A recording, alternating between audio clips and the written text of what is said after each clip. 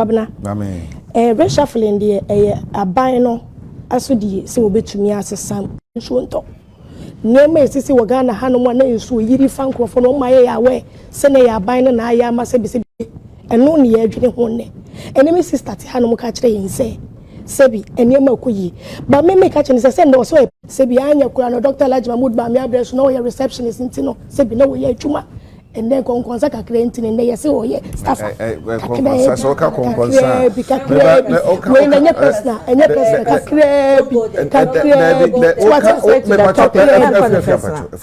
kakre bi mepacho ebia ne se na wo NPP don't do that me wo NPP nya se na me wo NPP na wo NPP me ka se na wo me ba ti na wo NPP na movement bae and I call movement. Me call movement da. Na Alan wo NPP mu. And na ye ko presidential race. Na me Alan ni. We Alan ni. Ai na me support ya. Movement wan ko mudi. Man ko mudi ntra me ka che efia se. Wo no we free han ni wo ko sun ni. Okay. Me men free mo. Ti se obi betumi akase me wa haba me free ha akwa ha. Se eno no onipa no any choice. Enti ye betumi agina so akase bia bibi nti na okoye yinti na manu tumi nyasa ho kwan no before say no say ni twi sem na de be ka bo mu ni nka se bi obetumi aye ni sa bato de yento aso e wo se ni America no eno nti no enne no 24-hour economy ya promise here and this for promise ya bobo ya pragia woman to me say be and deliver and the youth are stranded and the unemployment rate raise across 30%.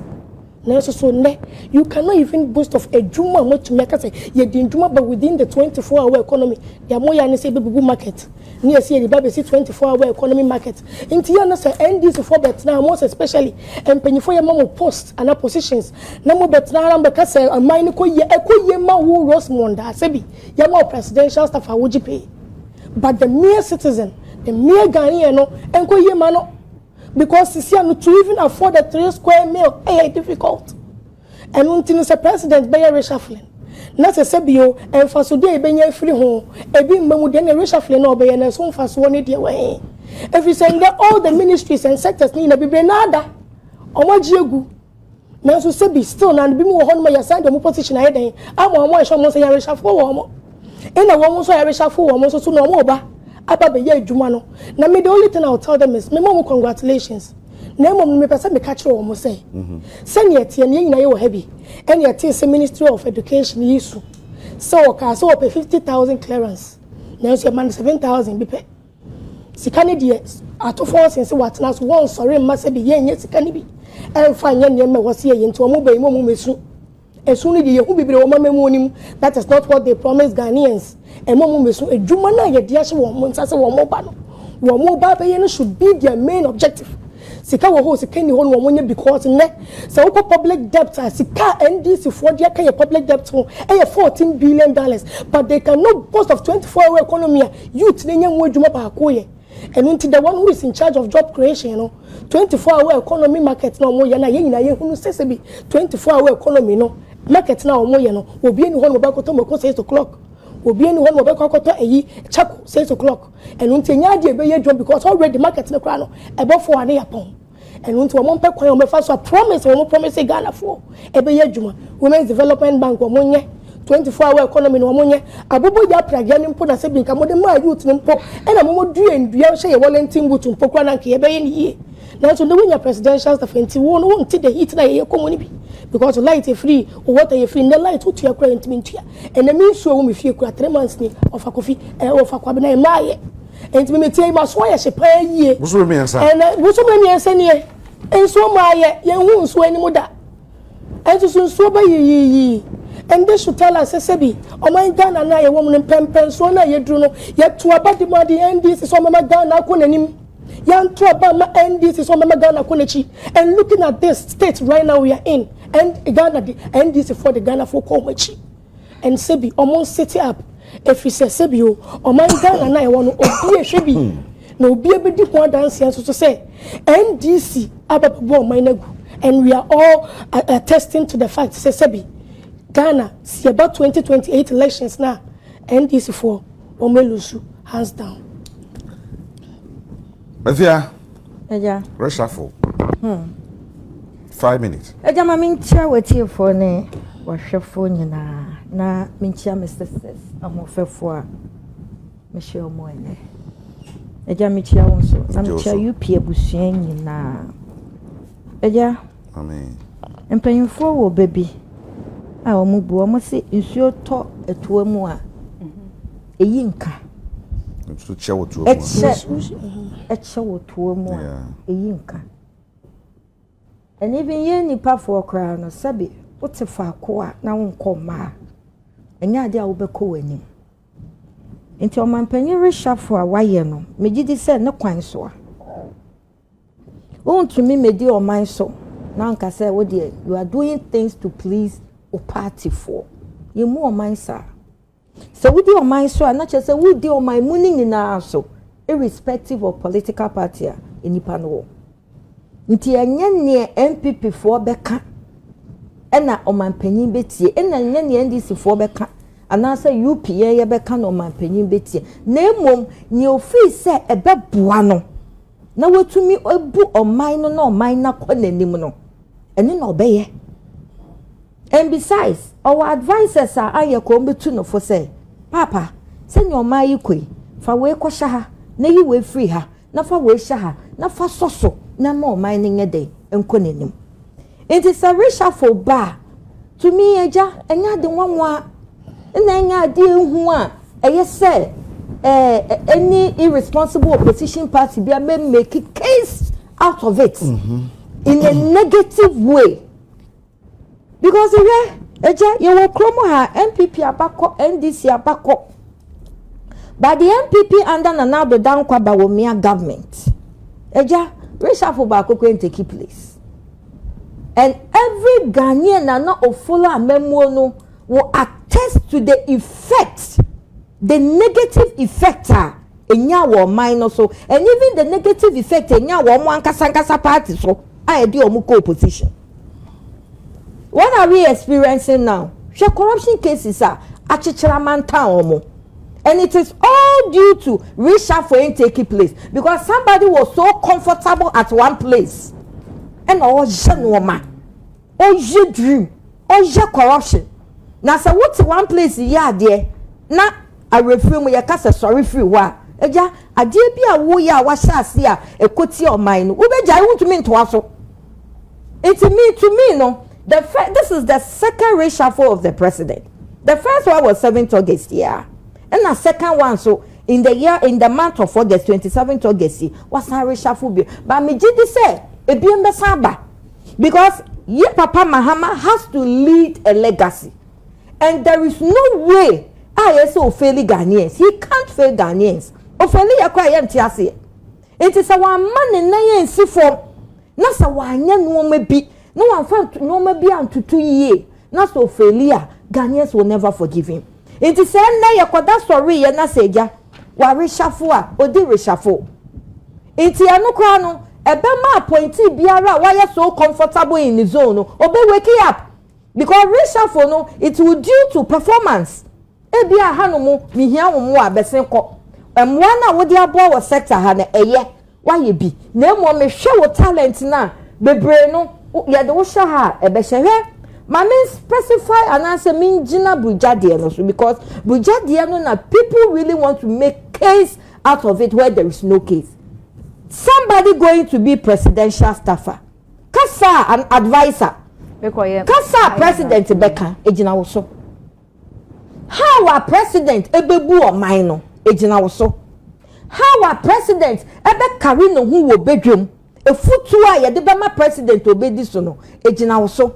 Enti se nkofo bi ti baby MPP kase ya sake no. That is the way they are using all over. Ya sake no. Obi a ya sake ne ya pamo nkotena fie a woni portfolio bia. Babuja in a nutshell no, he's moving from another office to another office. So what is the beef? No, what can say foot on for you and I are not there. Sanya walk and who see we near you my into who knew why no would say a foot to be fan and family me no one would say foot to be fan and and another so Onyanko ekra. Oh Onyanko then you are trying to throw a negativity and you follow nipano And another thing, so me won't say obi IMPP be I post e ka say and Asante form sorry na ye darling boy and na there the defense minister near Oma signing recently ofitrede eja ofitrede onu so ye Ashanti blood. It is still sa tribalism na mudu bom say I say ye Buja into Asante darling boy. Ne. There is another Ashanti man there at the defense. So it's almost the same thing. Eja, at the end of the day, send your mind betumpon na yeshe. It is all the obi kwashe na se bebo mind tumpo wa eja so be it. Yetwaso. But right now no kra no start edwumampo that we are trying to judge for them. Does it make sense? And then I make say the NPP at that time was so lazy to do reshuffle. Too lazy. Because before you reshuffle somebody, we be investigating who know maybe. They refuse to investigate. And some laziness, you know, and then a minority are exhibiting right now, no. Oh, eja. Now God brought in sense maybe they couldn't read thoroughly to know baby a canon wabo. But they just jump into conclusion. So I am a report here by me sure mono na yesi omubo gold board din be 47 times. It is the far as yabo gold board did 47 times in it. And so I am a friend to me and can say gold board na aboka. But they just jump say gold board na aboka is laziness. You didn't read well. You didn't research well. Na mutu mfutro egu yeni. No, ya pasa de no wo ya pa wo kwa eja at the end of the day no gold board no intervention be na diaba ayana ya mame the opposition MPP irresponsible some say UPN ya responsible opposition omo ya irresponsible opposition they be omo ka say social intervention kese ben and aban we diaba social intervention ne de omo si free SHS omo si school feeding eja there is no social intervention bigger than the stabilization of the economy and the stabilization of the city. It surpasses every social intervention Ghana is experiencing. The stabilization of the city. You know why? Stabilization of the city. Am I exchange rate no? Edimuno. City kroya. And no na Mahmoud ba omejina so a ye di ni tum MPP for di ni tum omode ne buy.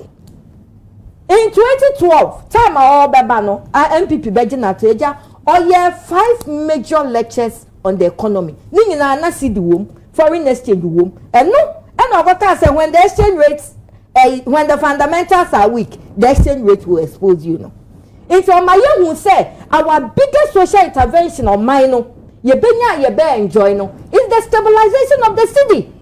And the exchange rate, you know, you do. And this government has been able to give us the biggest social intervention ever. It means that.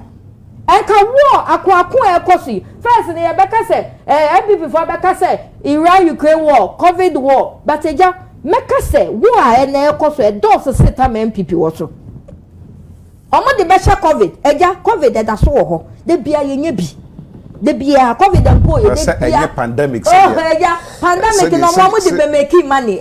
You be formality be na war dey you for by Africa is that time we have to wake up. It's na malaria nkum kwafo say COVID. Heart problem, kidney nkum kwafo say COVID. And so ye gina so e the can some say and no na my economy na there be a laziness because they couldn't stabilize or they couldn't manage the internal shock absorbers. As external shock absorber ba you bet me hold it. And no and a government way ya benya. It's no na Ghana for say yeshe. Reshuffle the year beba. Na ka wo fi say someone to me maintain external shock absorbers. And na tokwa yi be bank a wonim petrol baby enam. Petrol enka yenim baby enam. Ye see the ukra ye dey dollars e koto petrol crude oil no. Enka yenim baby enam. So there are certain key things as on mine any the ordinary Ghanaian yes say ye hwe. Say ye papa yes say ye ka. Say ye bonia yes say ye ka. Eneja ade a me pese me nuanom MPP for the show mutim ne say Bible kraka say ade a wa hyese bia wa wiye enye ne omo ye any the government be co-opposition. No, I'm telling that it's facts. Yeah, Kufo the social intervention akese by okoye America, Clinton, he's one of their best presidents on my economy no. Edimu, but okoye. Obia mebe so obeden, obeko. Some say mre nebe so. But this time no, that doesn't mean someone oba. But this time, with this shortest time, the behavior of the MPP is like I said, they are too frustrated. As a power no, it shouldn't be like that. They have to wish positivity for the government because a boma yengina, it is a wokoshe to krom mimu na se debia wo da yo so abeso ne se asem kesie bi nsini en fan hye government ba yeja accident si kra yes government obi ja na yere kra yes government obi sebi oni oba konya nkita ho na so se ne pe na wan pene kra yes government the first scandal na nko de hye government o say wimshan bi besi kotoka na ndru boni wom and the honorable for jointing for your lady say.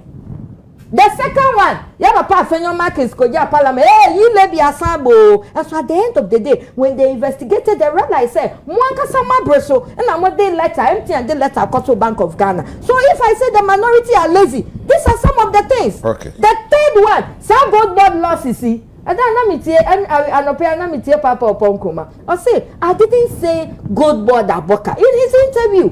You started all these things, and at the end of the day, mo person mo tun futuro egu Ghana ni say, hey, mo ba ye no, enye ntin kan yanko to ma hwan sisi a. They have at least Ghana for no munim say they have at least 8 years to rule. Epa one, your bonus and their performance. Okay. But some pamuswa, ye nim say abai beba. Baba mo fa show ma dwen mo say, etwam a omo no mo ba. There be UP neighbor. UP neighbor. Yansha asem and your bed 30 minutes because I can't home to them. The between we share the Bokrata with anyone. Vote for me, I will make Baumia president. We Eyabuachi Ejako. Chirema mo chairmanship di Breno ne other executive di Breno, national executive di Breno. Mwasha sigidi enra ana yura pola fuku so ede ne nkrata kwa ese obebrisa di Breno. O say I will make Baumia president Boache Ejako. Yeah. All right. Kudropa and enyo ono kwa all the chairman na wo mo bani nyina wa kokudru a wo metumi aye. But before I make chairman nsem ne so no ye nua ba kan nsem bi na me pese me ka kire ne say this should be her last time we be ka nsem ni bi wo ba bia because what net TV so me sure say wo mo hwe ni nyina esre no e ka say sister di wo twan true because we twan true bibre we shuffle na nado danko kufa do buy obey be 2018 say ni refi amekai no wasan so be be 2021 na nado danko kufa do say reshuffle in 2024 say ni refi an makai no e bi won so no say twan true tna hanom e di intro enne me pese Ghana fo nyina Ghana fo amame fo about time fo asebi wo munya national health insurance home faso free maternal care home faso free compulsory basic school home faso free feeding home faso free SHS home faso and nado danko kufa do beto a ye papa je ekofo ne ma wa ye so faso no say sister efiate hey efia wono no ne nkwande nyina no no nsred awo wono no waye yie dada amen efia no wono no be ofie no efie no eho no mo ye amen but me ni no yet mamuni asebi ye hiafo ma no sebi ye benefiting from all these social interventions and ne efiate hanomo because of sebi the selfish interest being tia wono ne penti what hanomo ba be catch say this social intervention enye na emumu no man ka say enye na emumu no what's the social intervention that they be doing here what's the intervention with the moment process man ka say enye with the moment process moment send you kai na me go so kasa no enti ma men kasa man ka say enye social intervention na the biggest enti no say we no mu susua enu nti na make say we no mu susua dia wo ka say eso no ya dia wo say ye CD stabilization right yes enu a na ye ntimi ntomo kenda no ke boy say and no go to Oko tomato boy. I say,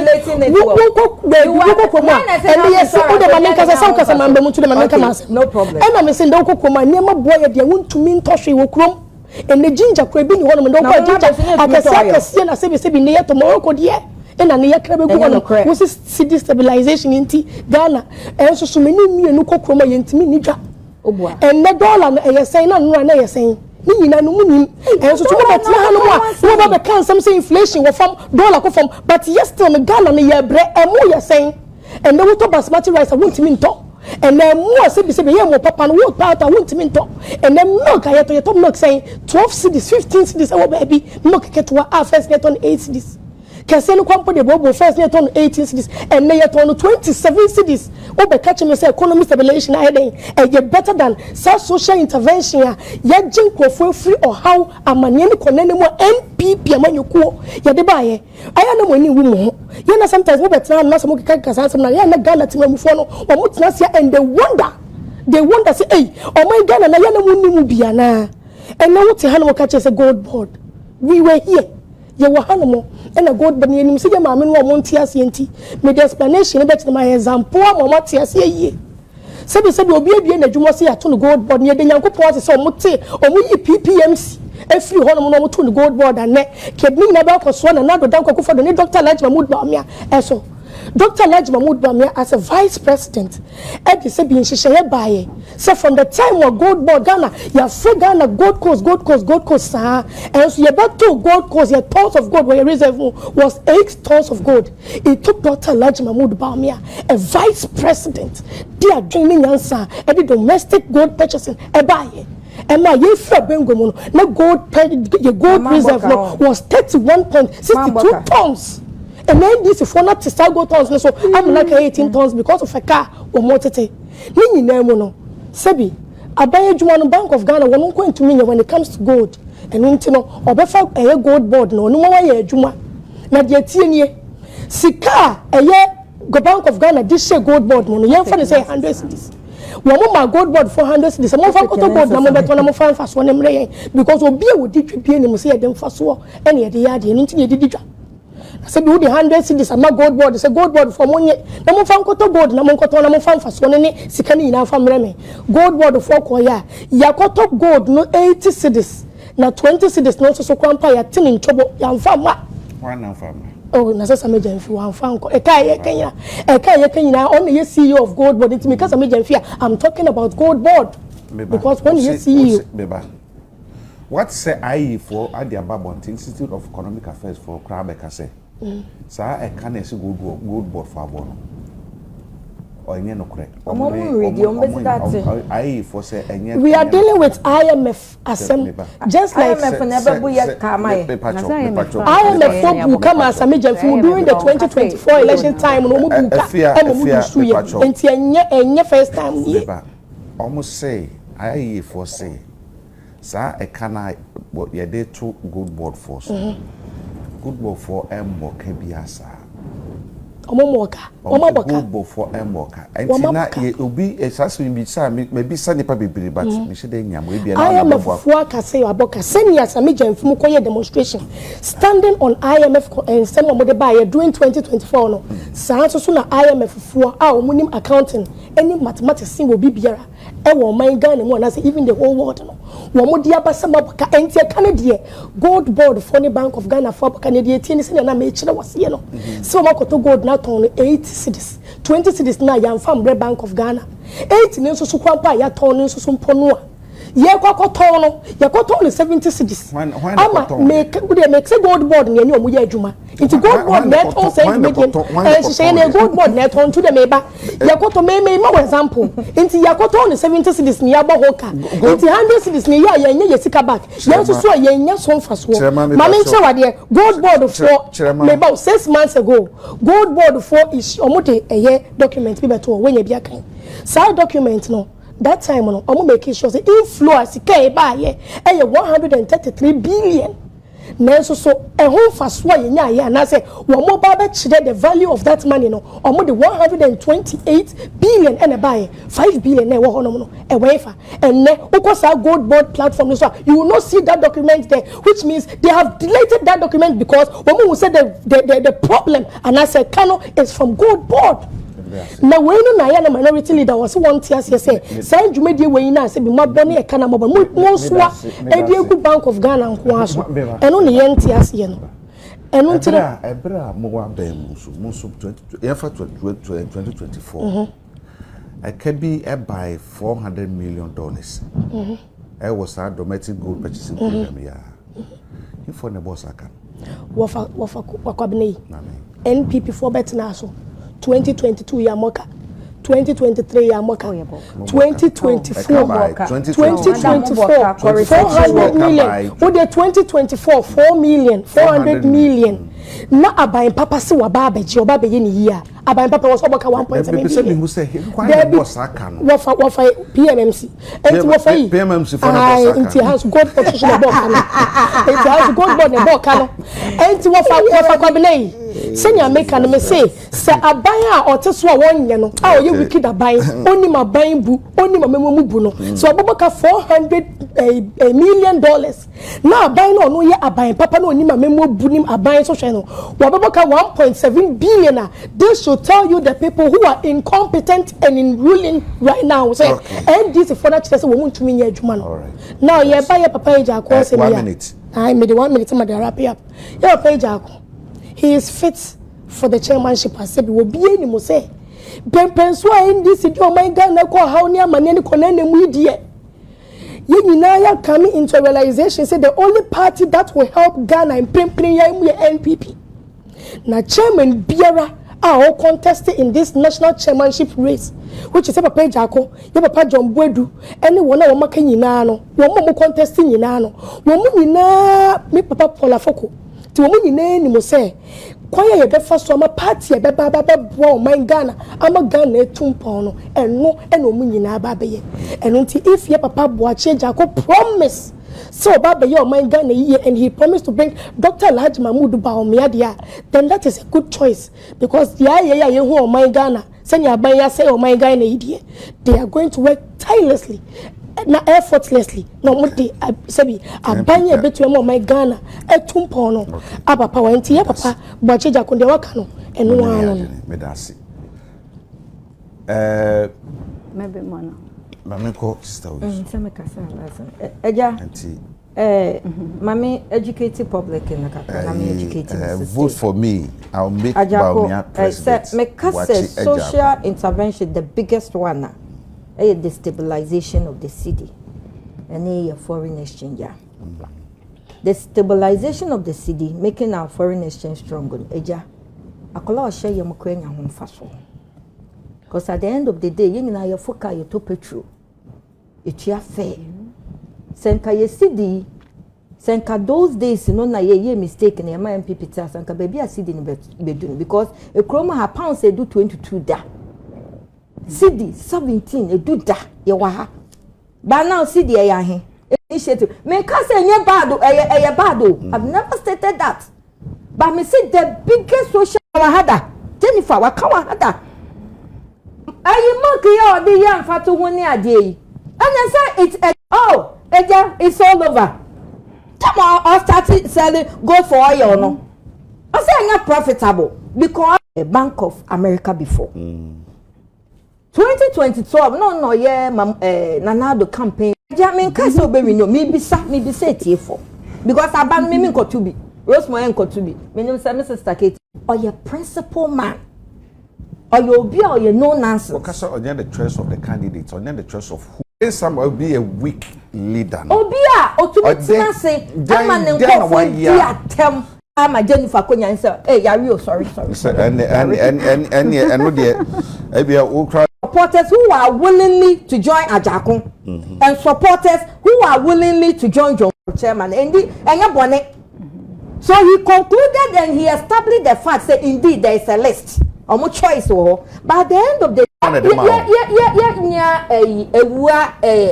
Jennifer she has the right to support whoever she wants to support as a candidate.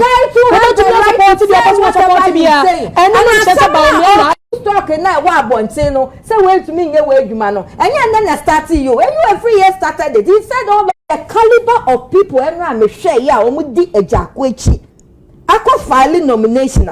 It is some rebranding na Ejakoba you go back. No. Omo rebranding that doesn't mean they are coming to power.